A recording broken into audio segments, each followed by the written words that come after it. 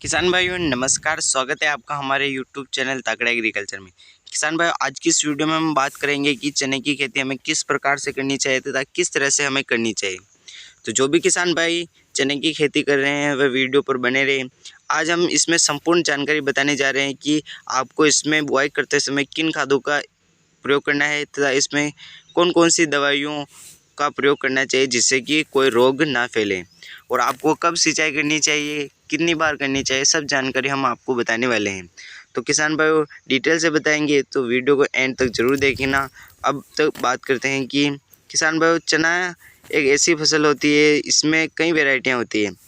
इसमें डालर, विशाल, काबुली, कई तरह के ऐसे वैरायटियाँ होती है। तो किसान भाइयों जो भी हमारे यूट्यूब चैनल पर पहली बार आए हैं तो सबसे पहले हमारे यूट्यूब चैनल को सब्सक्राइब करें और नीचे लाल अक्षर के सब्सक्राइब बटन को दबाकर सब्सक्राइब कर दीजिए, ताकि जो भी हम फसल से वीडियो बनाएंगे संबंधित वह सबसे पहले आपको उपलब्ध हो जाएगी। तो बात करते हैं किसान भाइयों चने की फसल में हमें जब भी आप इसकी बुआई करें तब बात करते हैं कि इसकी फसल दो तरह से होती है। या तो इसकी पलेवा करके या आप इससे बुआई करके फिर सिंचाई कर सकते हैं। पर इससे मुख्य फ़ायदा यह होता है कि किसान भाइयों अगर आप पलेवा कर लेते हैं तो किसान भाइयों की चने की फसल में उगटा रोग देखने को कम मिलता है, यानी कि देखने को नहीं मिलता है। और अगर आप इसकी बुआई कर देते हैं और फिर आप इसकी सिंचाई करते हैं, इससे उगटा रोग अत्यधिक देखने को मिलता है।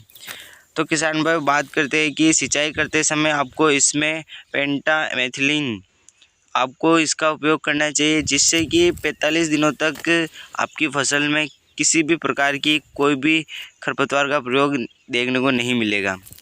तो जब इस यहाँ कोरे की दवाई होती है अर्थात किसान भाइयों आप इसका प्रयोग करते हैं तो इसमें आपको खरपतवार देखने को नहीं मिलता है। अब बात करते हैं किसान भाइयों इसके लिए आपको किन किन खादों का प्रयोग करना चाहिए। तो किसान भाइयों चना एक ऐसी फसल होती है जिसमें हमें समय समय पर खरपतवार नियंत्रण करना अति आवश्यक है। इसकी बहुत सारे किसान भाई कुलपा भी निकालते हैं, तो इससे क्या खरपतवार नियंत्रित रहता है। और जब भी आप इसका प्रयोग करें तब आप खरपतवार को नियंत्रित कर लें, ताकि वह खाद किसी भी प्रकार की खरपतवार को ना मिले। तो किसान भाई बात करते हैं इसके लिए हमें किस प्रकार के खादों का प्रयोग करना चाहिए।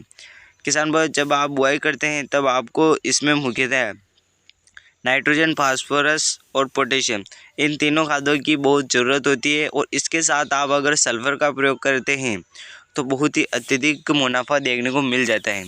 तो NPK यानी कि नाइट्रोजन, फास्फोरस, पोटेशियम इन तीनों खाद के लिए आप NPK 12-32-16 का प्रयोग करें। यह अच्छा खाद होता है और यह इससे क्या चने की फसल में सभी तीन ही तरह के पोषक तत्व उपलब्ध हो जाएंगे।